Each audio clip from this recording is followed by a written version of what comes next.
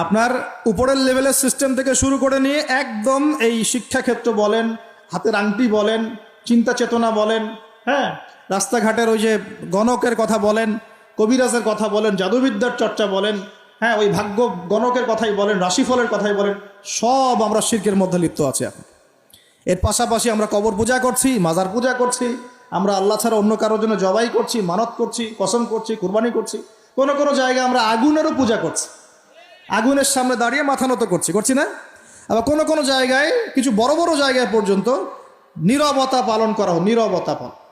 নীরবতা মানে কি? আমরা নামাজের মধ্যে যখন দাঁড়াই তখন আল্লাহর উদ্দেশ্যে নীরব হই না? আল্লাহর উদ্দেশ্যে নীরব হয়ে আমি আল্লাহর ধ্যানে মগ্ন হয়ে যাই না? তো এখানে আপনি কার ধ্যান করছেন? যখন আপনি আগুনের সামনে দাঁড়ায় নীরব হয়ে দাঁড়িয়ে আছেন তখন কার ধ্যান করছেন? এটা শিরক হচ্ছে না? এটা তো আপনি আগুনের ধ্যান করা শুরু করলেন। এখানে তো আপনি আল্লাহকে স্মরণ করছেন না। বুঝতে পারছেন না মনে হয়। মনে করেন একজন মানুষ মারা গেছে, লাশ, কথা, তো এই লাশটার সামনে দাঁড়িয়ে আপনি নীরবে 2 মিনিট দাঁড়িয়ে আছেন কেন? কি দরকার? এটা কি নবীর সুন্নত? আপনি নামাজে দাঁড়াবেন, নামাজে দাঁড়িয়ে আল্লাহকে স্মরণ করবেন, আল্লাহর কাছে দোয়া করবেন। আল্লাহ ছাড়া আমরা নামাজের মধ্যে নীরবতা পালন করি না? নামাজে নীরব হয়ে আল্লাহর কাছে ধ্যান করি না? মনোযোগ ধরে রাখি না?